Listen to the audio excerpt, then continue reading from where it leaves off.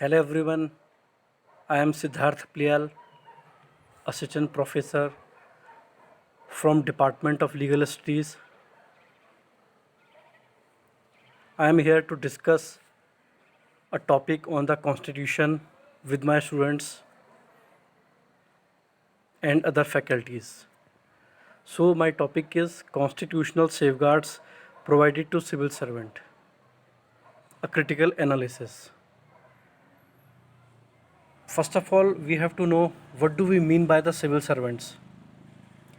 As there is no specific definition has been provided in constitutional in or in any other act. As per the Cambridge Dictionary, civil servant means anyone who hold a civil post. Now we have to discuss with the articles. Article 310, which is about doctrine of pleasure. So what do we mean by doctrine of pleasure?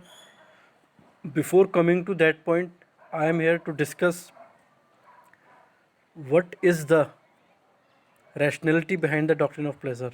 As we all know that United Kingdom, where there is a queen and king, which is also stated as king cannot do any wrong.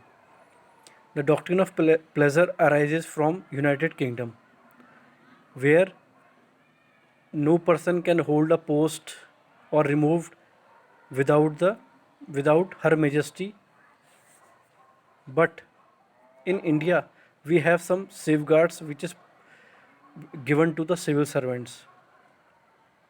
As the Honorable Supreme Court in the leading case of Abdul Majid versus State of Bihar and Tulsiram Patel versus Union of India held that the doctrine of pleasure in totality is not applicable in India, because in India we can file a case against the government to sue for our areas of salaries.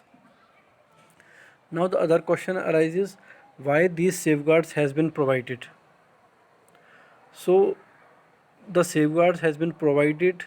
There are two things in the mind of framer of the constitution. The first thing is that civil servant, which are the backbone of the democracy and the bureaucracy, should do their work without any fear of dismissal or removal or any other exploitation by the political parties or any other business companies etc.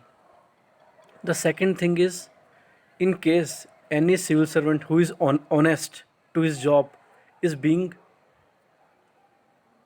punished or is being exploited by any of the organs of the government, so as we have the civil safeguards, constitutional safeguards provided to him, he can claim from the Supreme Court or High Court by using these safeguards.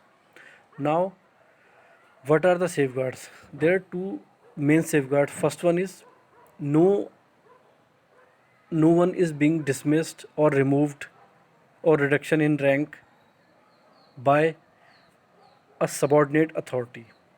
First safeguard is. Second safeguard is, no one is dismissed or removed or reduced in rank without being given the opportunity of being heard. Apart from it, we also have, there are few exceptions also, which are divided into three parts. First one is, if in the opinion of the president or governor there is no practicability to hold a inquiry.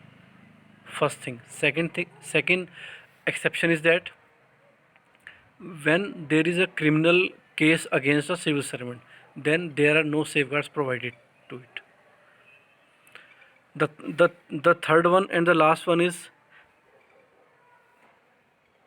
where a person is dismissed or removed or reduced in rank on the ground of conduct which has led to his conviction on a criminal charge. The second thing is, where the authority empowered to dismiss or removed a person or to reduce him in rank is satisfied that for some reason not reasonably practicable to hold such inquiry. And the last one is where the president or the governor, as the case may be, is satisfied that the interest of the security of the nation, it is not expedient to hold such inquiry.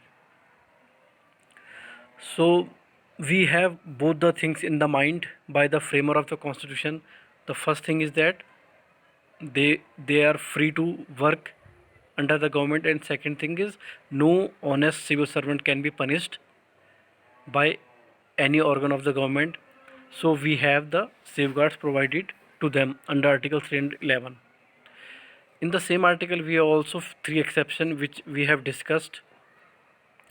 The other thing is, now the question arises whether these safeguards is now become obsolete. It means not in culture or not very practicable. So we have series of corruption cases against them. The government good, did not give any quick opinion in if any civil servant is punished by the court.